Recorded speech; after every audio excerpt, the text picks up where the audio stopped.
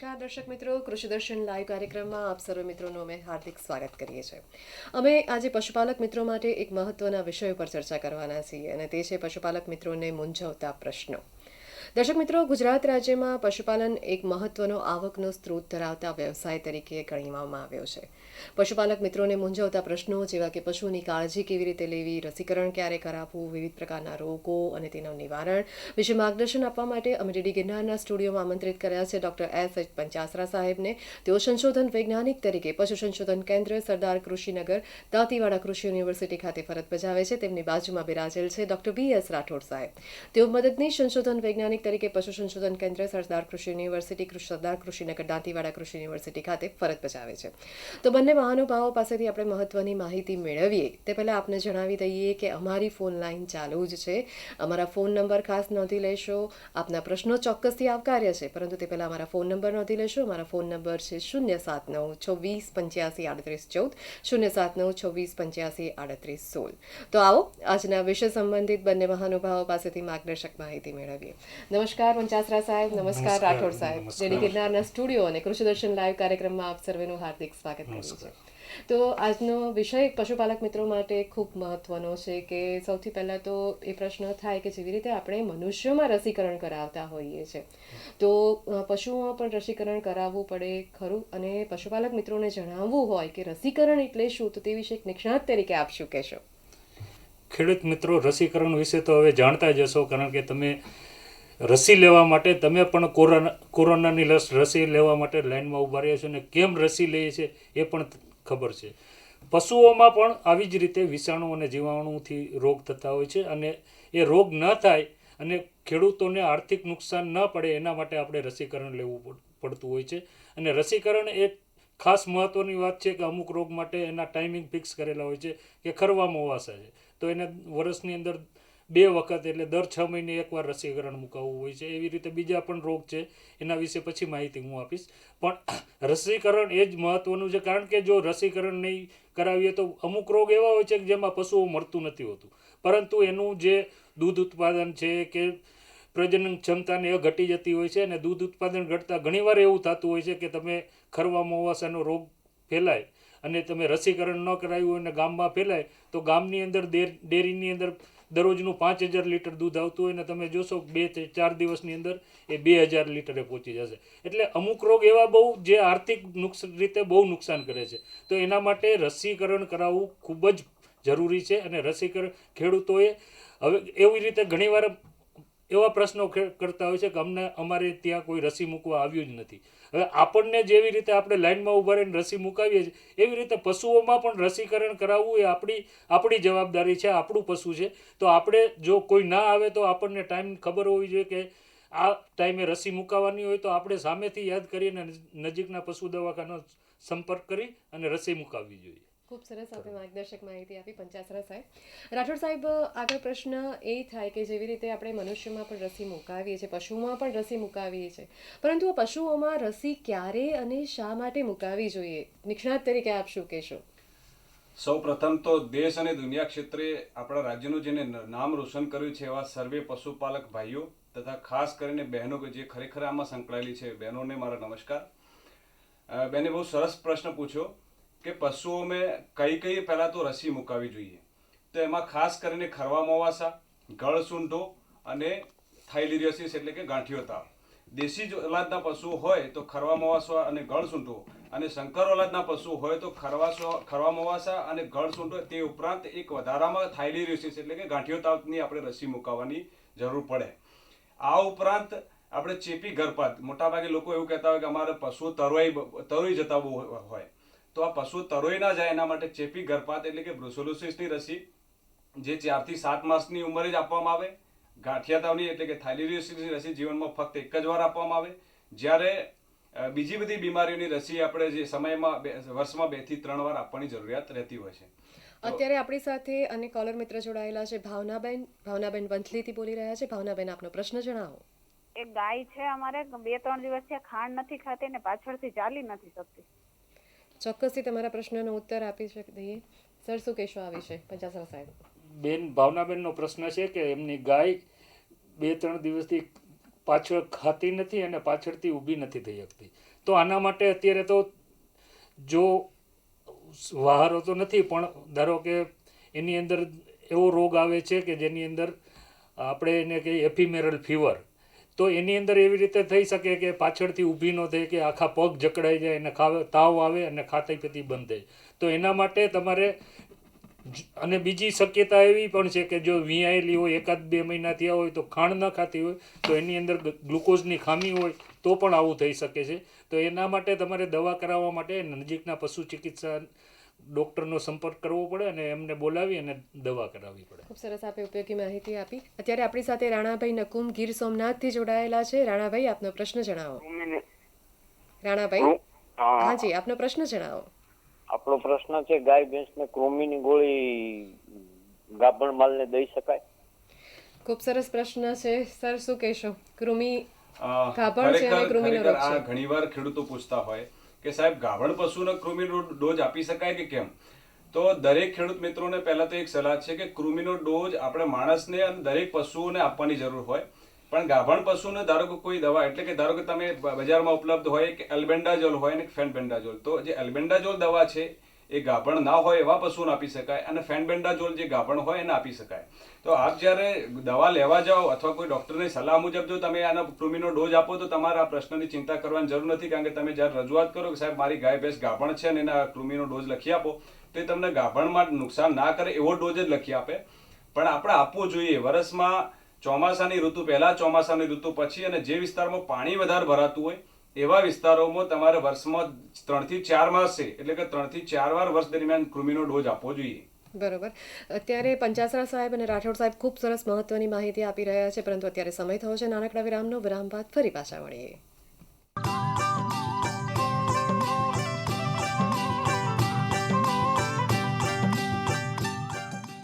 દર્શક મિત્રો, વિરામ બાદ આપનું હાર્દિક સ્વાગત છે. આજનો વિષય છે પશુપાલક મિત્રોને મૂંઝવતા પ્રશ્નો. અત્યારે આપણી સાથે ખૂબ જ જાગૃત એવા કોલર મિત્ર ધીરજભાઈ રબારી આપણી સાથે જોડાયેલા છે. ધીરજભાઈ, આપનો પ્રશ્ન જણાવો. ધીરજભાઈ, ધીરજભાઈ, આપનો પ્રશ્ન જણાવો. હા, નમસ્કાર રાઠોડભાઈ. નમસ્કાર. નમસ્કાર, મારો પ્રશ્ન નમસ્કાર. એ છે કે જે ખરવા મોવાસાનો જે રોગ છે એના માટે સરકારશ્રી, ગુજરાત રાજ્ય સરકાર પશુપાલન ખાતું ગામડામાં કોઈ રસીકરણ માટેના કોઈ કાર્યક્રમ નક્કી કરે છે કે આ મહિનામાં આ રોગ માટેની રસી હોય એવા કોઈ કાર્યક્રમ નક્કી કરે છે બેન? એ પ્રશ્ન. ખૂબ સરસ પ્રશ્ન છે. પંચાસરા સાહેબ, શું કહેશો આ વિશે? ગુજરાત ગવર્મેન્ટ આ ખરવા મોવાસાની રસી મફત આપે છે અને દર વર્ષની અંદર 2 વખત લગભગ મે જૂનની અંદર અને બીજી વખત સપ્ટેમ્બર ઓક્ટોબરની અંદર રસીકરણની આખી મુહિમ ચલાવે છે અને એની અંદર દરેક પશુઓનું રસીકરણ કરે છે. અને જે ગામડાના લેવલે જે લાઇવસ્ટોક ઇન્સ્પેક્ટરો છે એ ઘરે ઘરે જઈને રસી આપે છે અને આ વખતે પણ અપાઈ જ ગઈ હશે રસી. અને ખરવા મોવાસાની રસી તો ખાસ કરીને ધ્યાન રાખીને અપાવે છે. અને ધારો કે ગળસુંઢાની છે તો ગળસુંઢાની રસી છે એ ચોમાસા પહેલાં આપવાની હોય છે ને ત્યારે એ ચોમાસા પહેલાં રસીકરણનું ઝુંબેશ ચલાવતી જ હોય છે. બરાબર, ખૂબ સરસ આપે માહિતી આપી. અત્યારે આપણી સાથે ભીખાભાઈ સોલંકી વેરાવળથી જોડાયેલા છે. ભીખાભાઈ, આપનો પ્રશ્ન જણાવો. હા જી, આપનો પ્રશ્ન જણાવો. જય સોમનાથ સાહેબ. જી, જય જય સોમનાથ. સોમનાથ. આપનો પ્રશ્ન જણાવો ભીખાભાઈ. એ કૃષ્ણ ભગવાને જે જંગ કર્યો તો હા, આપણે પ્રશ્ન સંબંધિત જ વાત કરીએ આપણે. આપનો પ્રશ્ન જણાવો. મારો પ્રશ્ન એ છે કે ગાયોનું સંવર્ધન ઘણાને કરવું છે, બરોબર. હા, પણ એ સક્ષમ નથી. બરોબર છે. પણ સક્ષમ લોકો નથી એટલે આપણી યોજના જે ગાયોના સંવર્ધન માટે જે તબેલાની યોજના હોય ને એની ડિટેલ. બરોબર છે. એટલે આ પ્રશ્ન યોજનાને લગતી માહિતી નહીં પૂરી પાડી શકીએ. અત્યારે પશુપાલક મિત્રોને મૂંઝવતા પ્રશ્નો, તેમની સમસ્યાને લગતા પ્રશ્નોની જ વાત કરીશું આપણે. સર, આપણે વધુ આગળ ચર્ચા કરીએ. આપણે જેવી રીતે પશુઓમાં જે રસીકરણથી થતા ફાયદા અને ગેરફાયદા વિશે વાત કરવી હોય તો રાઠોડ સાહેબ, આપ શું કહેશો? સામાન્ય રીતે આપણે રસીકરણ કરવાથી જે ફાયદાની વાત કરીએ તો જે બીમારી જે પશુને જે સમયગાળા દરમિયાન થતી હોય, ઉદાહરણ તરીકે કે ખરવા મોવાસા અથવા ગળસૂંઢો, જેમ સાહેબે જણાવ્યું ચોમાસાની ઋતુમાં ગળસૂંઢો થાય, એ જ રીતે જ્યારે પશુ ગાભણ થાય તો એ તરાઈ જાય. તો રસી આપવાથી સામાન્ય રીતે જે બીમારી થતી હોય એ બીમારીને નિવારી શકાય. અને ગેરફાયદાની વાત કરીએ તો સામાન્ય રીતે રસીકરણથી કોઈ મોટા ગેરફાયદા નથી થતા, પણ જે દિવસે આપણે રસી આપી હોય, જેમ આપણે પણ રસી લીધી હોય તો 1-2 દિવસ તાવ આવે, એમ પશુને સામાન્ય તાવ આવે, માફ અને કરશો જ્યારે તાવ સાહેબ, આવે રાઠોડ એ સમય સાહેબ, પૂરતો આપણે અટકવું પડશે. અત્યારે આપણી સાથે વેરસીભાઈ પંડ્યા થરાદથી જોડાયેલા છે. વેરસીભાઈ, આપનો પ્રશ્ન જણાવો. મારો પ્રશ્ન એ છે બેન જી. કે મારે 8-9 વેતરની માં છે હમ. અને હાલ ટુકડે ટુકડે જરે છે, આમ ટીપુ જરે છે 24 કલાક. બરોબર છે. તો ચોક્કસથી એને શું પ્રોબ્લેમ હશે? હા, ચોક્કસથી તમારી સમસ્યાનું સમાધાન આપીએ. શું કહેશો સાહેબ આ વિશે? હા, પંડ્યાભાઈ, તમારો પ્રશ્ન છે કે 7-8 વેતરની ભેંસ છે અને અત્યારે એ ટુકડે ટુકડે પેશાબ કરે છે, તો એની અંદર તમારે પશુ ચિકિત્સકની સલાહ લેવી પડે, કારણ કે આની અંદર ઘણીવાર એવું હોય છે કે આપણને ઊનવા થાય, એવી રીતે પશુઓમાં પણ થાય કે સિસ્ટાઇટિસ થાય, કે એના મૂત્રાશયમાં સોજો હોય, કે એના નળીની અંદર ઇન્ફેક્શન હોય, તો આવું થઈ શકે. અને એના માટે તમારે પશુ ચિકિત્સકને બોલાવી અને દવા કરાવવી પડે, જેથી આની અંદર કોઈ દેશી દવા કરવાથી કે એનાથી ફાયદો નહીં થાય, એટલે એમને દવા કરાવવી જ પડશે. એટલે નજીકના પશુ ચિકિત્સકનો સંપર્ક કાઢી, કે તમારે તો ડેરીની પણ વ્યવસ્થા છે, ડેરીની વિઝિટ આવતી હશે તો વિઝિટ બોલાવી અને દવા કરાવવી પડે. અત્યારે આપણી સાથે લક્ષ્મણભાઈ આહિર ગીર સોમનાથથી જોડાયેલા છે. લક્ષ્મણભાઈ, આપનો પ્રશ્ન જણાવો. સર, મારો પ્રશ્ન એ છે. હાજી, હા, આપનો પ્રશ્ન જણાવો. કે મારે દેશી ઓલાદની ગાય છે. હમ. હવે એ રાતના વારંવાર પેશાબ અતિશય કરે. બરોબર છે. હા. હા સર, શું કહેશો રાઠોડ સાહેબ આ વિશે? સામાન્ય રીતે આ કોઈ મોટી સમસ્યા નથી. શિયાળાની ઋતુમાં પશુ દિવસ દરમિયાન પાણી પીધું હોય એટલે રાત્રિ દરમિયાન આવું થઈ શકે. એટલે આના માટે કોઈ સ્પેશિયલ ચિંતા કરવાની જરૂર નથી. જ્યાં સુધી પશુ ખાવાનું નોર્મલ હોય અને બીજી કોઈ અન્ય તકલીફ ના હોય તો આપણે આ ચિંતા કરવાની જરૂર નથી. બરોબર. દર્શક મિત્રો, પંચાસરા સાહેબ અને રાઠોડ સાહેબ ખૂબ સરસ માર્ગદર્શક માહિતી આપી રહ્યા છે, પરંતુ અત્યારે સમય થયો છે એક નાનકડા વિરામનો. વિરામ બાદ ફરી પાછા મળીએ.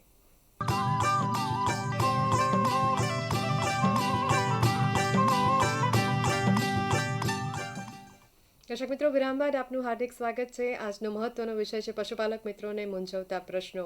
તે અંતર્ગત પંચાસરા સાહેબ અને રાઠોડ સાહેબ ખૂબ અગત્યની માહિતી આપી રહ્યા છે, પરંતુ અત્યારે આપણી સાથે અન્ય કોલર મિત્ર સરદાર ખાન મલિક સમીથી જોડાયેલા છે. જી, આપનો પ્રશ્ન જણાવો.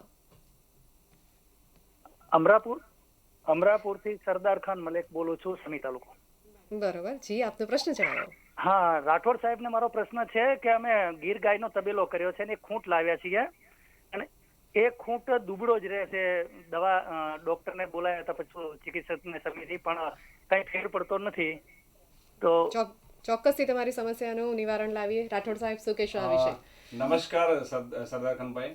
આપે જે પ્રશ્ન પૂછ્યો એનું નિરાકરણ એવું છે કે મોટાભાગે ખેડૂતોની આદત એવી હોય કે જો ગાયો રાખતા હોય ને એ જ વાડામાં આપણે મોટાભાગે નર રાખીએ. એટલે એ શું કરે, ખાવામાં ધ્યાન આપે તો એનું મોટાભાગે ધ્યાન ગાયો તરફ જ હોય. એટલે અમે જ્યારે ખેડૂતોને સલાહ આપતા હોય કે જ્યારે તમે કોઈ પણ ધણખૂટ રાખતા હોય તો અને આ પ્રશ્ન એવો નથી કે એક ખેડૂત માટે, આ દરેક ગૌશાળા માટે લાગુ પડે છે કે તમે તમારો જે પણ ધણખૂટ હોય એને ગાયોથી અલગ રાખો. એને સમયસર તમે સવાર સાંજ 2 ટાઈમ જે તમે નિરણ કરતા હો એ સમય ખાસ કરીને એને અલગ રાખો. અને તમારે ગાયોને ધારો કે હીટ એટલે ગરમી પરીક્ષણ અથવા ઋતુ પરીક્ષણ, ગાય ગરમીમાં આવે છે કે અમે જો તપાસ કરવા માટે સાંડ છોડવો હોય તો તમે સમય નિશ્ચિત કરી લો કે સવારે 1 કલાક અને સાંજે 1 કલાક પૂરતો જ ગાયો ભેગો રાખવાનો. જો ગાય ગરમીમાં આવી છે તો આપણને ખબર પડી જાય તો એને ગાયને પાછી ફેરવીને ફરી એને અલગ વાડામાં લઈ જાઓ, જેથી કરીને એનું ધ્યાન કોન્સન્ટ્રેટ થાય એક જગ્યા ઉપર અને પૂરતા પ્રમાણમાં પોતાને જરૂરી હોય એટલો આહાર લઈ શકે. એ સિવાય એને તમે વર્ષ દરમિયાન જે રસી આપવાની રસી પણ આપો અને કૃમિનાશક ડોઝ ખાસ કરીને સાંજના આપો. પછી જે દિવસે તમારી ગાય અથવા ભેંસ ફળી હોય એ દિવસે યાદ રાખીને તમે એને 200 ગ્રામ જેટલું તેલ, કોઈ પણ ખાવાનું તેલ, અને 400 ગ્રામ જેટલો ગોળ આપો. કારણ કે સાંઢને એનર્જીની, શક્તિની વધારે જરૂર પડે. જો એ નહીં મળશે તો ધીરે ધીરે થાકી જશે. એટલે તમે આટલી વસ્તુ જો કરશો તો મોટાભાગે તમારા સાંઢની તંદુરસ્તી સારી રહેશે. એ સિવાય જો એને કોઈ પ્રશ્ન હોય કે ખોરાક પચતો ના હોય અથવા વારીઘડીએ કોઈ બીમાર થઈ જતો હોય તો પછી તમે યોગ્ય પશુ ચિકિત્સકની સારવાર લઈ અને એ રીતે સારવાર અપાવો તો તમારે મોટાભાગે, અમારી પાસે, હું નિષ્ણાત તરીકે હું પણ, મારી પાસે પણ 16 આખલા છે, તો અમારી પાસે આ પ્રશ્ન વારેઘડીએ થતો હોય, પણ અમે આ રીતે જ્યારે એમને સલાહ આપીએ અને ખેડૂતો અલગ કરે એટલે પછી થોડાક સમયમાં એ સાંઢ એકદમ વ્યવસ્થિત થઈ જતો હોય. ખૂબ સરસ મહત્વની માહિતી આપી રાઠોડ સાહેબ. અત્યારે આપણી સાથે ઘોઘાભાઈ ઠાકોર રાધનપુરથી જોડાયેલા છે. ઘોઘાભાઈ, આપનો પ્રશ્ન જણાવો.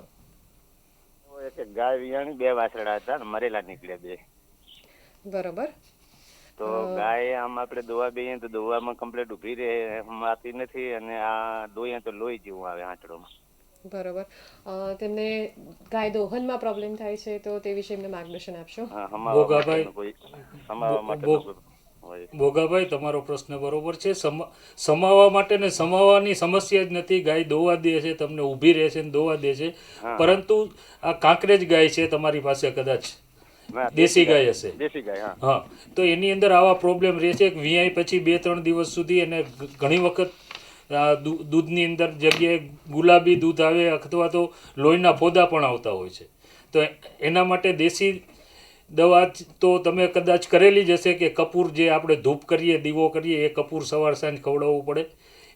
એના સિવાય ધારો કે આ વિયાણીથી તમારે 2 બચ્ચા મરેલા નીકળાતા, કદાચ મેલ પણ પડેલો હોય, તો આના માટે તમારે એક તો પશુ ચિકિત્સકને બોલાવીને અંદર બગાડ થયો હોય તો એની દવા કરાવવી પડશે. એ સિવાય તમે કપૂર બટ્ટી ખવડાવો કે જે ધૂપ કરવાનું કપૂર, તો એનાથી પણ ફેર પડશે. અને આ 2-3 દિવસ પછી ઓટોમેટિક ઓછું થઈ જશે. તમે ઠંડુ પાણી બાવલાની અંદર છાંટશો તો પણ એનાથી ફરક પડશે.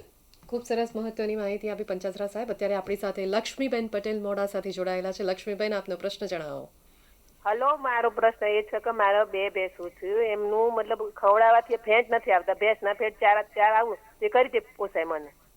બરોબર છે. ચોક્કસથી તમારી સમસ્યાનું સમાધાન આપી. રાઠોડ સાહેબ, શું કહેશો આ વિશે? આ સમસ્યા એક ખેડૂતનો નહીં, પણ મોટાભાગે જે લોકો ડેરીમાં દૂધ ભરાવતા હોય એવા ઘણા બધા પશુપાલકો આ પ્રશ્ન કરતા હોય કે અમારે ફેટ બરાબર નથી આવતો. હવે આજે તમે ધ્યાનથી સાંભળી લેજો, તમારે જો ફેટ જાળવી રાખવો હોય તો તમે જે ઘાસચારો ખવડાવો છો એની અંદર સૂકા લીલાનું પ્રમાણ નિશ્ચિત રાખવું પડે. મોટાભાગે પશુપાલકો કેવું કરતા હોય કે જે સમય પૂરતો લીલો ચારો વધારો હોય વર્ષ દરમિયાન, એ સમયે ફક્ત એકલો લીલો ચારો જ ખવડાવે, સૂકું બિલકુલ ના આપે. પણ તમે એની જગ્યાએ જો સૂકું લીલું 2 ભાગનું રાખો અને સૂકું 1 ભાગનું રાખો, અને આ રીતે નિશ્ચિત કરીને જો તમે ખોરાક આપો તો તમારા ફેટની સમસ્યા ના હોય. તેમ છતાંય જો ફેટની સમસ્યા હોય તો તમે જેને દાણ ખવડાવો છો એ દાણની અંદર કોઈ પણ ખોળ ઉમેરો. ધારો કે કપાસનો ખોળ પણ આપણે ઉમેરી શકીએ, એ જ રીતે રાઈનો ખોળ પણ આપણે ઉમેરી શકીએ. આની સાથે સાથે તમે એને કહેવાય કે જે સમય તાજું વિયાયેલું હોય, શરૂઆતના 1 માસ સુધી આપણે કોઈ પણ ખાવાનું તેલ પણ આપી શકીએ. ઉનાળાની ઋતુ હોય તો તેલ ના અપાય કારણ કે ગરમ પડે, તો એ સમયે આપણે વેજીટેબલ ઘી પણ આપી શકીએ. પણ ટૂંકમાં એના આપણે સાદી ભાષામાં સમજીએ કે એક ભેંસ જે લીટર દૂધ આપે તો લીટરમાં 7 ફેટ એટલે કે 70 ગ્રામ ચરબી આવી, તો એ ચરબીનો કોઈ જગ્યાથી એને સોર્સ તો મળવો જોઈએ ને. જે આપણે ઘાસ ખવડાવીએ છીએ એમાંથી તો પૂરતું એને ફેટ મળે નહીં. એટલે એ ફેટની જો આપણે બહારથી થોડો ઘણો પણ એની જરૂરિયાત પૂરી કરીએ તો આપણો વર્ષ દરમિયાન ફેટ એક સરખો જળવાઈ રહે અને પરિણામે આપણને ભાવ પણ સારો મળે. અત્યારે આપણી સાથે સુરેશભાઈ ચૌધરી લાખણીથી જોડાયેલા છે. સુરેશભાઈ, આપનો પ્રશ્ન જણાવો. સુરેશભાઈ, વારંવાર ઉથલા માર કરે છે. અચ્છા, આપને કયું પશુ છે? ગાય છે કે ભેંસ છે? ગાય શંકર ગાય, HF શંકર ગાય છે. પચાસરા સાહેબ, શું કહેશો? સુરેશભાઈ, તમારી વાત સાચી છે. શંકર ગાય વારંવાર ઉથલા મારે છે. મોટા ભાગે આ જે ઉથલા મારવાનું કે એના પ્રજનન પ્રક્રિયાનું આધાર છે પશુઓની સ્વાસ્થ્ય ઉપર. હવે શંકર ગાય છે એટલે મોટા ભાગે તમારી 8-10 લીટર દૂધ કાઢતી હશે, એટલે એની અંદર જે બધા જ પોષક તત્વોનું એનું પ્રમાણનું ટર્નઓવર વધારે હશે. એટલે શંકર ગાયની અંદર મોટા ભાગે આવો પ્રોબ્લેમ જોવા મળે છે કે 1 વેતર 2 વેતર 3 વેતર સરખી રીતે ગાભણ થાય, દોવા દે, બધું બરોબર છે, પણ એની અંદરથી શક્તિ અને જે પોષક તત્વોનું જેવી રીતે ડ્રેઇન થઈ જાય કે આપણે જેવી રીતે ખેતરમાં વાવીએ અને ખાતર ન નાખીએ અને જે પણ કંઈ ઉગે એમાં કેટલો કસ રહે, પછી ઓછું ઉત્પાદન થતું. એવી જ રીતે શંકર ગાયની અંદર જો એને પોષક તત્વો પૂરતા નહીં મળે તો એના ગર્ભાશયની અંદર બગાડ થાય, પછી એની ઓવરીની અંદર અંતઃસ્ત્રાવોનું ઇમ્બેલેન્સ થાય. એટલે ઘણીવાર એવું થાય કે તમારી ગાય છે અઠવાડિયે ગરમીમાં આવતી હોય, ઘણીવાર એવું થાય કે 2 મહિના સુધી ગરમીમાં ન આવે અને 2 મહિના પછી ગરમીમાં આવતી હોય. એટલે આ બધા અંતઃસ્ત્રાવોની ખામી અથવા ગર્ભાશયમાં ચેપ હોય તો એનાથી પણ થાય. અને શંકર ગાય છે એટલે તમે બીજદાન કરાવતા હોય, 100% ગાયની જ ખામી હોય એવી જરૂરી નથી. ઘણીવાર એવું હોય કે આપણે બીજદાન કરાવવા માટે બોલાવીએ ત્યારે એનું ટાઈમિંગ ન જળવાતું હોય, અને શંકર ગાય છે એટલે 2-3 દિવસ સુધી ગરમીમાં રહેતી હશે, તો શંકર ગાયને તમે ત્રીજા અને ચોથા દિવસે ફરીથી બીજદાન કરાવો. કારણ કે તમને ગાયના લક્ષણની ખબર પડે કે આ ગરમીમાં આવી છે. એના પછી દેશી ગાય હોય કે ભેંસ હોય તો એના પછી 12 કલાક પછી બીજ છૂટું પડતું હોય છે, જ્યારે શંકર ગાયની અંદર 2 દિવસ પછી ઘણી વખત બીજ છૂટું પડતું હોય. તો આવી રીતે બીજા ને ત્રીજા અને ચોથા દિવસે બીજદાન કરાવો. નહીં તો જો બગાડ હોય તો એના માટે જો અંતઃસ્ત્રાવોની ખામી હશે તો પછી તમે એની અંદર બીજ છૂટું પડાવવાના ઇન્જેક્શન મુકાવવા પડે ને એવું બધી દવા કરાવવી પડે. પંચાસરા સાહેબ, આપણે અટકવું પડશે. આપણી સાથે અન્ય કોલર મિત્ર જીવરાજભાઈ સોલંકી જુનાગઢથી જોડાયેલા છે. જીવરાજભાઈ, આપનો પ્રશ્ન જણાવો. મારે પ્રશ્નમાં મારે ભેંસ છે ને 800 જી, ફરીથી આપનો પ્રશ્ન જણાવો. હા, બોલો. એટલે ફૂકણા જેવા 4 છે. ફૂકણું હોય ને આપણે ફૂગો, હા હા હા હા ફુગા જેવા છે. 2 મહિના 2.5 મહિનાથી અમે એને પણ એ આસર હરખા નથી થતા. ડોક્ટરોએ બહુ ફેરવા અને નથી થતા. 1.5 ઇંચનો જ ખાલી આસર છે, એટલે શક્તિથી દોડવી પડે છે. ભેંસ બહુ 1 નંબર, બહુ સારી છે, બરોબર. પણ આ પ્રોબ્લેમ છે ને એ નથી. ઘણા ડોક્ટરને ફેરવા છે. જી, આપણી સમસ્યાનું સમાધાન લાવીએ. રાઠોડ સાહેબ, શું કહેશો આ વિશે? સામાન્ય રીતે આજે 800 તમે કીધું ને, 800 તો વિહાળના પહેલા અઠવાડિયા પૂરતો જ હોય. એના પછી મોટાભાગે સમસ્યા દૂર થઈ જતી હોય. પણ 2 મહિના 2.5 મહિના સુધી આ સમસ્યા લંબાઈ છે. અને એ પણ મારે ખ્યાલથી સૌરાષ્ટ્રમાંથી આપ છો એટલે ગીર અથવા જાફરાબાદી, એના અંદર શું એક તકલીફ એવી હોય કે એને બાવલું થોડું લટકતું હોય. લટકતા બાવલાવાળી જે પણ ઓલાદ હોય એની અંદર આ સમસ્યા વધારે જોવા મળે. અને દેશી ભાષામાં આપણે વા પણ કહેતા હોઈએ છીએ. તો આમાં તમે કન્ટિન્યુઅસ અઠવાડિયા 10 દિવસ સુધી એક ધારી એની જે 800 માટે સોજા માટેની ગોળી હોય એને આપણે, હું તમને કહી શકું, મેલોનેક્સ પ્લસ પેરાસિટામોલની કોમ્બિનેશનમાં આવે. એ ગોળી તમે 2 ગોળી સવાર સાંજ 6-7 દિવસ લગાતાર ચાલુ રાખો. એક આપણે શું થોડો બી 800 બાકી હોય જો પાછી દવા બંધ કરી દઈએ તો ફરી પાછું પાણી ભરાઈ જાય. એટલે એ રીતે જો આપણે એક આપીએ. એ જ રીતે દેશી ઇલાજમાં આપણે અસેડીઓ આવે. અસેડીઓ તમે મિક્સચરમાં થોડું દળી નાખી અને સવાર સાંજ 100 ગ્રામ અથવા દિવસમાં એકવાર 200 ગ્રામ જેટલો ખવડાવો તો એ પણ દેશી ઉપચાર છે. પાણી ખીચી અને શરીરમાંથી બહાર કાઢે. એટલે એનાથી 800 છે ધીરે ધીરે ઓછો થઈ જશે. એ સિવાય તમે ઠંડુ પાણી જારો, બાવલાના ભાગમાં તમે આયોડેક્સ બામ અને એની સાથે સરસ્યું તેલનો ભેગો માલિશ કરો તો પણ 800 ધીરે ધીરે તમારો ઓછો થઈ જશે. ખૂબ સરસ આપે માર્ગદર્શક માહિતી આપી. અત્યારે બંને મહાનુભાવો ખૂબ સરસ મહત્વની માહિતી આપી રહ્યા છે, પણ હજુ તેમની પાસેથી ઘણી બધી માહિતી મેળવવાની બાકી છે. પણ અત્યારે સમય થયો છે વિરામનો. વિરામ લઈએ આપણે.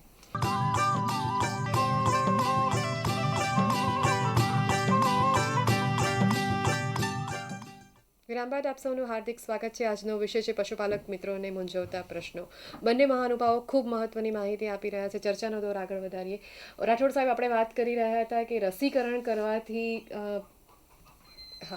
જી, અત્યારે આપણી સાથે કોલર મિત્ર જોડાયેલા છે બાબુભાઈ ગઢવી મહુવાથી. બાબુભાઈ, આપનો પ્રશ્ન જણાવો. ભેંસ છે ને ખડાય એને 3 વર્ષ ને 3 મહિના થયા છે અને મેં એક વખત ઇન્જેક્શન દેવરાવ્યું તો ફરી ગઈ, બીજી વખત પાડસે થવરાવી છે. તો હવે એને કેટલા સમયમાં તપાસ કરાવી શકાય? એ ઘણી વાર 15 દિવસે ને 20 દિવસે આછા નાખે, કોઈક દિવસ નાડી નાખે, પાકા નાડી આવે ને એવું નાખ્યા કરે છે. તો એની તપાસ કેટલા સમયે કરાય? ખૂબ સરસ મહત્વનો પ્રશ્ન છે. પંચાસરા સાહેબ, શું કહેશો આ વિષય?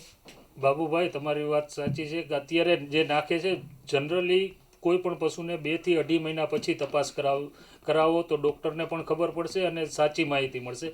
જો એના પહેલાં તમે કરાવશો તો એની કોઈ શક્ય ગાભણ થવાની કે ડાઉટફુલ રહેશે તો ફરીથી તમારે 2 થી 2.5 મહિને ચેક કરાવવી જ પડશે. એટલે આદર્શ એનો સમય છે 2 થી 2.5 મહિને તમે જો તપાસ કરાવશો તો જ ખબર પડશે કે ભેંસ ખાલી છે કે ગાભણ છે. નહીં તો ઘણીવાર એવું થાય કે ખોટું નિદાન કરી અને એવું થાય કે ગાભણ ભેંસને ફરીથી તમે બીજદાન કરાવી દો, એવી શક્યતા પણ રહે છે. અને ઘણીવાર એવું પણ થાય છે કે ગાભણ થાય, ભેંસ ગાભણ થાય અને 20 દિવસ પહેલાં જ એની અંદર જે ગર્ભ રહ્યો હોય એ મરી જાય અને 20 દિવસ પછી ફરીથી રિપીટ થાય. એમાં અંતઃસ્ત્રાવની ખામીના લીધે અને એ નક્કી કરવું બહુ મુશ્કેલ છે કે આ ગાભણ ભેંસ હતી ગાભણ અને 20 દિવસમાં તરવાઈ ગઈ અને ફરીથી ગરમીમાં જો તરવાઈ જશે તો 20 થી 21 દિવસે ફરીથી ગરમીમાં આવશે. એટલે પણ આદર્શ સમય છે 2 થી 2.5 મહિને જ તમારે ચેક કરાવવી પડે તો જ સાચી ખબર પડશે. ખૂબ સરસ મહત્વની માહિતી આપી પંચાસરા સાહેબ. અત્યારે બુધાભાઈ બારિયા તળાજાથી આપણી સાથે જોડાયેલા છે. બુધાભાઈ, આપનો પ્રશ્ન જણાવો.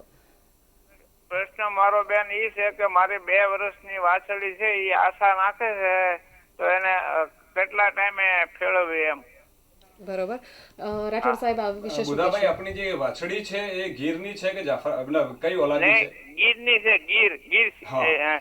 જો 80% ગીર છે ગીર છે. એ એવી ઓલાદ છે કે એને આપણે કહી શકીએ કે એક વજનદાર એટલે મોટી બ્રીડ કહી શકાય. એટલે એની વાછડી જે પણ હોય એ મોટા ભાગે થોડીક લેટ ગરમીમાં આવે, એટલે 2.5-3 વર્ષની ઉંમરની થાય ત્યાં સુધી તમે રાહ જુઓ તો એની કદ કાઠી સારી થાય, પરિણામે પહેલા વેતરે તમને દૂધ ઉત્પાદન પણ સારું મળે અને વિયાતી વખતે એને કોઈ સમસ્યા ના થાય. એટલે મારે આપના આગ્રહ છે કે કમસે કમ 30 મહિના પછી, એટલે કે લગભગ 2.5-3 વર્ષની થાય પછી જ તમે એને બીજદાન કરાવો, ત્યાં સુધી એનો શરીરનો વિકાસ થવા દો પૂરેપૂરો.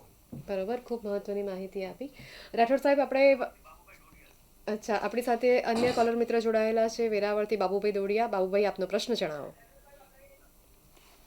બાબુભાઈ જી, આપનો પ્રશ્ન જણાવો. પ્રશ્ન મેડમ એ છે જી હા, કે આમાં ગાયને દૂધ વધારવા માટે શું કરવા?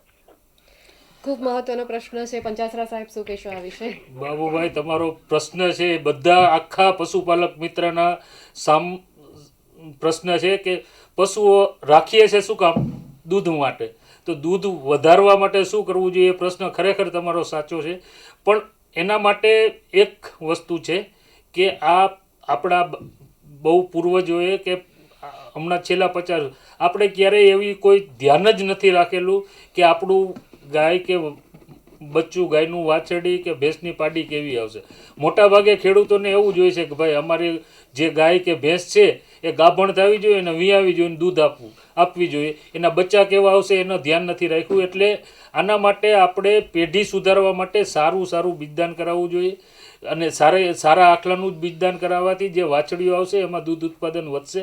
એ સિવાય જે અત્યારે તમારી પાસે પશુઓ છે એની અંદર દૂધ ઉત્પાદન ઓછું આવે છે એવું તમારું કહેવું છે, તો એના માટે તમારે બેલેન્સ ડાયટ મીન્સ કે કોઈ પણ પશુઓને જનરલી એવો નિયમ હોય કે તમે જેટલું દૂધ દિવસનું આપે 10 લીટર દિવસનું, સવાર સાંજનું 5-5 લીટર દૂધ આપતી હોય તો એને 40થી એના અડધું દાણ ખાણ કે એવું આપવું જોઈએ, અડધું. એ સિવાય પ્લસ એના ધારો કે ગીર ગાય હોય તો તમારે એના માટે એનું વજન વધારે હોય છે તો એને 2 કિલો બીજું વધારાનું, એટલે 10 લીટર દૂધ આપતી હોય તો એને તમારે 7 કિલો દાણ એટલે સવારે અડધું ને સાંજે અડધું આપવું જોઈએ. એ સિવાય મિનરલ મિક્સચર પાવડર, એ સિવાય ખોરાકનું ધ્યાન રાખશો તો દૂધ ઉત્પાદનમાં વધારો થશે. પણ ધારો કે એનું આનુવંશિક, આપણે અટકવું પડશે. આપણી સાથે અન્ય કોલર મિત્ર છે પ્રવીણસિંહ વાઘેલા, દસક્રોઈથી બોલી રહ્યા છે. પ્રવીણસિંહ, આપનો પ્રશ્ન જણાવો. મારે બે અઠવાડિયા ઉપર મારા ભેંસને તાવ આવ્યો હતો, દવા કરાવી હતી. બરોબર. હા, અને ફરી એવું થયું છે કે ડોક્ટર કે હાડકાનો તાવ છે કે. ચોક્કસથી તમારી સમસ્યાનું સમાધાન કરીએ. રાઠોડ સાહેબ, આ વિશે શું એટલે કહેશો? અત્યારે કઈ ખાતું નથી, ભેંસ કઈ ખાતી નથી. હા, પાણી ચોક્કસથી પીવડાવીએ છે ને તો એને આફરો ચડી જાય છે. ચોક્કસથી તમારી સમસ્યાનું સમાધાન કરીએ. રાઠોડ સાહેબ, ભેંસને તાવ આવે છે. જે રીતે આપે જણાવ્યું કે એના વારી ઘડી 2 થી 3 વાર તાવ આવ્યો છે, તો મારી આપને એક સલાહ છે કે તમે આના માટે જે નજીકનું પશુ દવાખાનું હોય ત્યાંના કોઈ નિષ્ણાત વેટરનરી ઓફિસર હોય એમને બોલાવી અને એમને વ્યવસ્થિત ઝીણવટપૂર્વક તપાસ કરાવો. શક્ય છે કે એના હાડકાનો તાવ હોઈ શકે, અથવા તમે જે કીધું કે ખાવા પછી ફૂલી જાય છે, તો ખાધા પછી ફૂલી જાય તો યા તો એને પેટના ચયા પછીની તકલીફ હોય, અથવા ઘણા સંજોગોમાં એવું હોય કે એને પડદો, છાતીનો જે પડદો એટલે અમે કહીએ કે ડાયાફ્રામેટિક હર્નિયા થઈ ગયો હોય, અથવા કોઈ સંજોગોમાં પશુ ખોરાક સાથે કોઈ મેટલ અથવા કોઈ ધાતુનો પદાર્થ ખાઈ ગયો અને એનાથી એ હોજરી પંચર કરતી હોય, એવા સંજોગોમાં પણ પેટમાં વારે ઘડી ફૂલાવો થાય અને થોડો તાવ આવી જાય. તો આવા સંજોગોમાં તમે રાહ જોવા કરતા કોઈ સારા નિષ્ણાત પશુ ચિકિત્સકની સલાહ લઈ અને એને વ્યવસ્થિત કોર્સ પ્રમાણે સારવાર કરાવો. જો એવું લાગે કે આની અંદર ખરેખર લોખંડ છે અને ઓપરેશન કરાવવાની જરૂર પડે તો તમે નજીકની જે યુનિવર્સિટી, તમારથી જે નજીક યુનિવર્સિટી થતી હોય, ગુજરાતમાં 4 યુનિવર્સિટી છે, એ પૈકીની કોઈ પણ નજીક યુનિવર્સિટીમાં ત્યાં પશુ દવાખાને લઈ જઈ અને ઓપરેશન કરાવવાની જરૂર પડે તો તમે ઓપરેશન પણ કરાવો. બરોબર. અત્યારે રમેશભાઈ પટેલ વિસનગરથી આપણી સાથે જોડાયેલા છે. રમેશભાઈ, આપનો પ્રશ્ન જણાવો. હા સાહેબ, મારે ગાય છે પાણી બહુ ઓછું પીવે છે, આખા દિવસમાં લગભગ 15 થી 20 લીટર જેવું પાણી પીવે.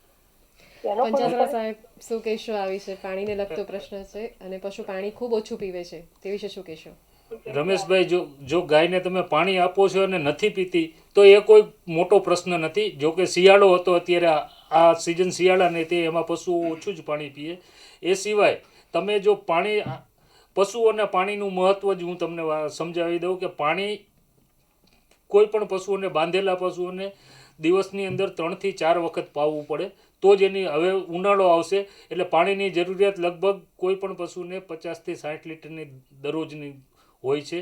અને તમે જો એને છૂટી રાખતા હશો, છૂટું જ્યારે પાણી પીવાની ઈચ્છા થાય ત્યારે પીવા દેતા હશો, તો ઘણીવાર એવું થતું હોય કે ઓછું પાણી પીએ અને તમે જ્યારે પાવા જાઓ ત્યારે કહેશે અડધી જ ડોલ પીધું છે, એટલે તમારું ધ્યાન પણ ન હોય અને તમને એવું લાગે કે પશુ ઓછું પાણી પીએ છે. અને ઓછું જો જાતે જ ઓછું પાણી પીતી હોય તો એની કોઈ સમસ્યા નથી, પણ આપણે ઓછું આપતા હોય અને ઓછું પીતી હોય એ સમસ્યા છે. ખૂબ સરસ મહત્વની માહિતી આપી. દર્શક મિત્રો, પંચાસરા સાહેબ અને રાઠોડ સાહેબ ખૂબ સરસ મહત્વની માહિતી આપી રહ્યા છે, પરંતુ અત્યારે સમય થયો છે વધુ એક નાનકડા વિરામનો. વિરામ બાદ ફરી પાછા મળીએ.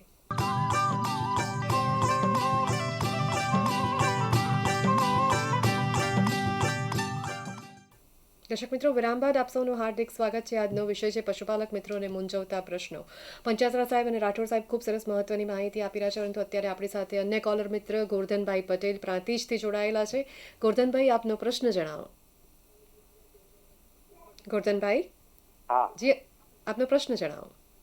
મારે શંકર ગાયનો તબેલો છે, બરાબર? બરાબર. ગાયના વચનમાં બેક્ટેરિયાની તકલીફ વધારે છે. તબેલો પણ સાફ રાખે છે રોજ. બરોબર છે. હા, તો તકલીફ વધારે છે. 2 ગાયને છે વચરથી જતા રહ્યા. બરોબર, ચોક્કસથી તમારી સમસ્યાનું સમાધાન કરીએ. રાઠોડ સાહેબ, આ વિશે શું કહેશો? આપ જે વાત કરી રહ્યા છો એ પ્રશ્ન એવો છે કે બાવલાની અંદર વારે ઘડી ચેપ ઇન્ફેક્શન અથવા આપણે ગળીઓ કહેતા હોઈએ, આ પ્રશ્ન છે. અને આ પ્રશ્ન એવું નહીં કે ફક્ત તમારો છે, પણ જે પણ લોકો ખાસ કરીને સંકર પશુઓ પાળતા હોય એમના ત્યાં બહુ મોટી સમસ્યા છે.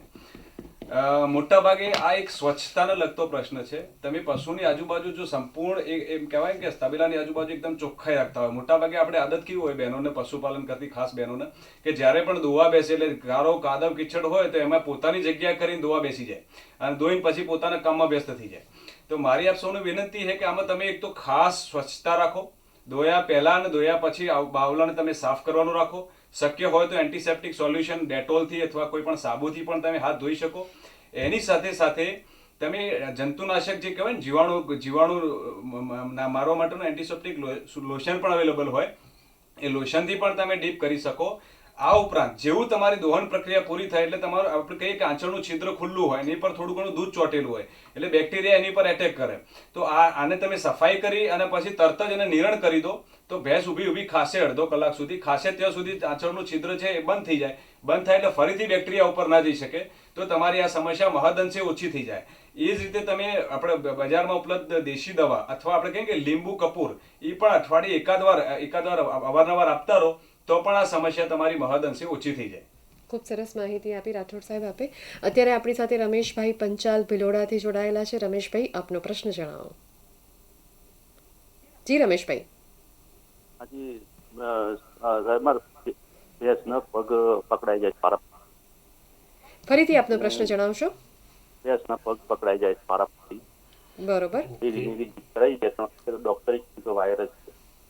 બરોબર છે, ચોક્કસથી તમારા પ્રશ્નનું નિવારણ લાવીએ. પંચાસરા સાહેબ, શું કહેશો? રમેશભાઈ, તમારો પ્રશ્ન છે કે તમારી ગાયના ભેંસના પગ વારંવાર પકડાઈ જાય છે, એટલે તમે એક તો ભેંસની ઉંમર કદાચ ઉંમરલાયક ભેંસ હોય અને પાકા તળિયામાં બાંધતા હોય તો પ્રશ્ન થાય. જો તમે તબેલાની અંદર નીચે પોચું તળિયું હશે કે માટીવાળું હશે તો આ પ્રશ્ન ઓછો થાય. એ સિવાય ખરિયામાં કંઈ પ્રોબ્લેમ હોય તો પણ આવું થઈ શકે. અને વાળીએ વારંવાર પકડાઈ જતા હોય તો તમે કદાચ મિનરલ મિક્સચર આપો. એ ખોરાકની અંદર જો કેલ્શિયમનું પ્રમાણ વધશે તો કેલ્શિયમના લીધે પણ આ સમસ્યાઓ ઓછી થઈ જશે. ખૂબ સરસ મહત્વની માહિતી આપી પંચાસરા સાહેબ. વધુ આગળ પ્રશ્ન એ થાય કે દૂધ ઉત્પાદન, ઘણી વખત દૂધ ઉત્પાદન ઓછું થાય છે, તે વિશે પશુપાલક મિત્રોને પ્રશ્ન મૂંઝવતો હોય છે. હા, અત્યારે આપણી સાથે અન્ય કોલર મિત્ર જોડાયેલા છે. લાગે છે સંપર્ક કપાઈ ગયો છે કોલર મિત્રનો. તો વધુ આગળ ચર્ચા કરીએ કે દૂધ ઉત્પાદનના વ્યવસાયને પશુપાલક મિત્રો નફાકારક વ્યવસાય તરીકે ઓળખતા હોય છે, તો દૂધ ઉત્પાદન ઘણી વખત ઓછું થતો હોય છે, તેવો પ્રશ્ન મૂંઝવતો હોય છે, તો તે વિશે પણ થોડીક અમારા દર્શક મિત્રોને વાત કરો. હા, આ એક ખરેખર ખેડૂતો માટે એક સુંદર માહિતી છે અને મારી ખાસ વિનંતી છે કે દરેક ખેડૂત મિત્રોને ધ્યાનથી સાંભળજો. પશુપાલન વ્યવસાયને જ્યારે તમારે નફાકારક કરવો હોય તો તમારે 2-3 બાબતોનું ખૂબ જ ધ્યાન રાખવું પડે. એક તો આપણા આંગણે સારી ઓલાદ હોવી જોઈએ, અને એ સારી ઓલાદની ગાય અથવા ભેંસ થકી સારી ઓલાદની પાડી અથવા વાછડી આવે એ માટે સારી ઓલાદનું આપણે બીજદાન કરાવીએ. અને એ બીજદાન થકી જે પણ પાડી અથવા વાછડી જન્મેલી છે એ આપણી એ રીતે એની સારવાર અને માવજત કરીએ. મોટાભાગે જ્યારે પણ અમે પશુપાલન લેક્ચર લેવા જતા હોય એટલે અમે બહેનોને ખાસ કહીએ કે જો ગાય અથવા ભેંસ પાડી અથવા વાછડી વગર દૂધ આપતી હોય ને તો બિચારી અઠવાડિયામાં પતી જાય. અને બહેનો તો ઘણી વાર અમે લેક્ચર લેવા જઈએ એવું કે સાહેબ પાડા તો રોયા 1 ફૂટ ટૂંકું લઈને આવે એટલે અઠવાડિયામાં તો પટી ગયો હોય. મોટાભાગે શું ને આંચળ જેવું આંચળ અડાડે એટલે પછી તરત ખેંચી દે અને પછી 5 વર્ષની થાય ત્યાં સુધી કે સાહેબ આ તો તૈયાર નહીં થતી. એટલે મારો એક ખાસ પ્રશ્ન, અને તમે ઘણીવાર આપણે જાહેરાતમાં પણ જોતા હોય કે જન્મ કે આધે ઘંटे बाद शिशु को माँ का दूध पिलाइए और 6 महीने तक सिर्फ माँ का दूध पिलाइए. અને આપણે તો 25 દિવસની થાય એટલે તો ધરોના તગો આપણે શેઢાની જે ધરો હોય એ નોખવાનું ચાલુ કરી દઈએ. એટલે આપણે દૂધ બચાવવા જઈએ એના લીધે આપણને એટલું મોટું નુકસાન થાય કે જે આપણી પાડી વાછડી 2-2.5 વર્ષે ગરમીમાં આવી ફળી જ આવી જોઈએ એની જગ્યાએ 5-5 વર્ષ સુધી રખડતી હોય. અને સરવાળે પછી આપણે એ પશુપાલન નફાકારક રહે નહીં, કારણ કે એક પાડી વાછડીના પાછળ આપણે લાખ રૂપિયા ખર્ચો કર્યો હોય અને વેચવા જઈએ 35,000 ના આવે. એટલે પશુપાલન નફાકારક કરવું હોય તો તમારી પાડીને વાછડી પણ સમય પ્રમાણે 2.5-3 વર્ષે મોડી તૈયાર થઈ જવી જોઈએ અને દર વર્ષે વિયાવી જોઈએ. રાઠોડ સાહેબ આપણે અટકવું પડશે. અત્યારે આપણી સાથે પ્રવીણભાઈ ગોહિલ શિહોરથી જોડાયેલા છે. પ્રવીણભાઈ, આપનો પ્રશ્ન જણાવો. એકવાર વિયાણી અને પછી એનું વાછડું આવીને મરી ગયો અને પછી 1 મહિનો જ દોવા દીધું, ડોલ દૂધે વહી ગઈ પછી ગાબડી નથી થતી. હા, તમારા પ્રશ્નનું ચોક્કસથી સમાધાન કરીએ. પંચાસરા સાહેબ, તમે જે ગાયની વાત કરી છે કે એક ગાય વિયાણી અને 1 મહિના પછી બચ્ચું મરી ગયું. એક તો દેશી ગાયની અંદર આ પ્રોબ્લેમ થાય કે બચ્ચું મરી જાય છે ને એટલે મોટા ભાગે ગાય વસૂકી જાય ને ગમે એટલું ભલે ને 5 લીટર 7 લીટર 10 લીટર દૂધ આપતી હોય પણ બચ્ચું મરી જાય એટલે દૂધ વસૂકી જાય છે ને દોવા નથી દેતી. અને આ બીજો તમારો જે પ્રશ્ન છે એ છે કે હવે ગાભણ નથી થતી. તો એના માટે તો તમારે જો ગરમીમાં જ નથી આવતી કે ગરમીમાં આવતી હોય ગાભણ નથી થતી એ 2 વસ્તુ અલગ છે. જો ગરમીમાં જ ન આવતી હોય તો ગરમીમાં આવવા માટે ધારો કે નજીકના પશુ ચિકિત્સકને બોલાવીને દવા કરાવવી પડતી હોય અને ગાભણ ન થતી હોય તો પણ પશુ ચિકિત્સકને બતાવી અને નક્કી કરવું પડે કે આ અંતઃસ્ત્રાવોની ખામીના લીધે ગરમીમાં નથી આવતી કે પછી એની અંદર કોઈ પ્રોબ્લેમ છે કે ગર્ભાશયમાં ચેપ હોય તો એના લીધે નથી ગરમીમાં આવતી. તો આના માટે તમારે નજીકના પશુ ચિકિત્સકનો સંપર્ક સાધી અને દવા કરાવવી પડે. ખૂબ સરસ માર્ગદર્શક માહિતી આવી. અત્યારે આપણી સાથે પ્રતાપભાઈ વસાવા સાતબારાથી જોડાયેલા છે. પ્રતાપભાઈ, આપનો પ્રશ્ન જણાવો. પ્રતાપભાઈ, જી આપનો પ્રશ્ન જણાવો. હા સાહેબ, આપણે છે એક ગાય છે આપણી જર્સી ગાય, તો એ છે ને 8 મહિના ગાભણ છે, એમ 8 મહિના થઈ ગયેલા છે ને બેહી ગયેલી છે, ઊભી નહીં થતી. ચોક્કસથી તેનું સમાધાન લાવીએ. રાઠોડ સાહેબ, આ વિશે શું કહેશો? ગાય ગાભણ છે. જો આ જે શંકર તમે કીધું ને જર્સી ગાય અથવા HF ગાય, આની અંદર આ એક સમસ્યા ખૂબ જ દિવસે ને દિવસે ગંભીર થતી જાય. એનું કારણ એ છે કે આ જે પણ શંકર ઓલાદના પશુઓ છે એ એવા દેશમાંથી આવે છે કે જ્યાં 20 ડિગ્રી અથવા 20 ડિગ્રીથી ઓછું તાપમાન રહેતું હોય. આપણા દેશમાં 20 ડિગ્રી અથવા 20 ડિગ્રીથી વધારે તાપમાન રહેતું હોવાથી આની અંદર સમસ્યાઓ વધારે થાય છે. તેમ છતાં હવે જે છે સમસ્યાનું નિવારણના ભાગરૂપે આપણે કહી શકીએ કે મોટાભાગે આવા પશુઓની અંદર કેલ્શિયમની ઉણપ હોય અથવા ગ્લુકોઝની ઉણપ હોય, મતલબ ટૂંકમાં એના શરીરમાં પોષક તત્વોની ઉણપ હોય. હવે પોષક તત્વોની ઉણપ નિવારવી હોય તો તમારે શું કરવું પડે? એને દિવસ દરમિયાન જેટલી ઘાસચારાની જરૂર હોય, સપોઝ કે લીલો ચારો, તો લીલો ચારો એના 20 થી 25 કિલો, સૂકો ચારો 3 થી 5 કિલો, અને જેટલું દૂધ ઉત્પાદન આપતું હોય એનું ગાય હોય તો 40% દાણ અને ભેંસ હોય તો 50% દાણ આપવું પડે. એ જ રીતે શંકર ગાયની અંદર એના શરીરના નિભાવ માટે, કારણ કે આપણે શું જનરલી વસુકી જાય એટલે દાણ કશું ના આપીએ અને પછી વિયા તો એકદમ કમજોર થઈ જાય, તો એ સમયે જે વખત વસુકેલી હોય એ સમયના શરીરના નિભાવ માટે 1 કિલો દાણ, અને એ જો ગાભણ હોય તો ગાભણમાં બચ્ચાના વિકાસ માટે અલગથી 1 કિલો દાણ આપવું પડે. આ રીતે ભલે વસુકેલી હોય પણ તોય એને દિવસનું 2 કિલો આપણે દાણ આપીએ, મિનરલ મિક્સચર પાવડર આપીએ. ઉનાળાની ઋતુ હોય તો થોડુંક વેજીટેબલ ઘી અને શિયાળાની ઋતુ હોય તો થોડુંક તેલ અને ગોળ આપીએ, તો એ પશુઓના અંદર શક્તિ જળવાઈ રહે અને આ બેસી જવાના પ્રશ્નો ના થાય. ખૂબ સરસ માર્ગદર્શક માહિતી આપી રાઠોડ સાહેબ આપે. અત્યારે આપણી સાથે રમેશભાઈ ડોડિયા જુનાગઢથી જોડાયેલા છે. રમેશભાઈ, આપનો પ્રશ્ન જણાવો. હાલો રમેશભાઈ. હા બોલો રમેશભાઈ, આપનો પ્રશ્ન જણાવો. મેડમ પ્રશ્ન એ છે જી હા કે આપણે બીજદાન કર્યા પછી શું શું કાળજી રાખવી, બરાબર, અને કેટલા મહિના પછી પાછું એનું ચેક કરવું કે આ ગર્ભાશયમાં છે કે નહીં? બરોબર છે, ખૂબ મહત્વનો પ્રશ્ન છે. પંચાસરા સાહેબ શું કહેશો આ વિશે? રમેશભાઈ, તમારો પ્રશ્ન બહુ મહત્વનો છે કે બીજદાન કર્યા પછી શું કાળજી રાખવી. તો બીજદાન કર્યા પછી એક તો આપણે કાળજી એ રાખવાની કે ફરીથી ગરમીમાં આવે છે નહીં કે નહીં, આવે છે કે નહીં એનું ધ્યાન રાખવું પડે. કારણ કે જો 20 કે 21 દિવસે ગરમીમાં આવે તો પછી આપણને ખબર પડે કે આ ગાય કે ભેંસે ઉથલો માર્યો છે. એટલે એ એક તો ખાસ ધ્યાન રાખવું પડે. ધારો કે 1 મહિના પછી, નહીં તો પછી આપણું પશુ ધારો કે 2 મહિના કે 3 મહિના સુધી ગરમીમાં નથી આવ્યું અને આપણે એવું સમજી લઈએ કે આ પશુ હવે આપણું પશુ ગાભણ થઈ ગયું છે, તો એવું જરા પણ શક્ય પેલું નથી કે એને 2.5 થી 3 મહિના થાય એટલે અચૂકપણે એને પશુ ચિકિત્સક આગળ ચેક કરાવી લેવું પડે કે ગાભણ છે કે ખાલી છે. ઘણીવાર એવું થાય છે, ઘણા પ્રશ્નો એવા આવે છે કે આપણે વિશ્વાસમાં રહી જાય કે હવે અમારું પશુ ગરમીમાં નથી આવતું એટલે ગાભણ જ હશે. પછી 6, 7, 8 મહિના પછી ખબર પડે કે આ ગાય તો હવે ફરીથી ગરમીમાં આવ્યું, એટલે 7 મહિના સુધી જેમ ખવડાવ્યું એ બધું જ પાણીમાં જશે અને તમારો ખર્ચો માથે પડશે. પંચાસરા સાહેબ આપણે અટકવું પડશે. અત્યારે આપણી સાથે મુકેશભાઈ રબારી મહુવાથી જોડાયેલા છે. મુકેશભાઈ, આપનો પ્રશ્ન જણાવો. પ્રશ્ન એ છે કે અમારે જે ભેંસને છે ને બાવલા ઉપર દંડો વાગ્યો વરાકમાં. બરોબર. હાજી, આપનો પ્રશ્ન જણાવો.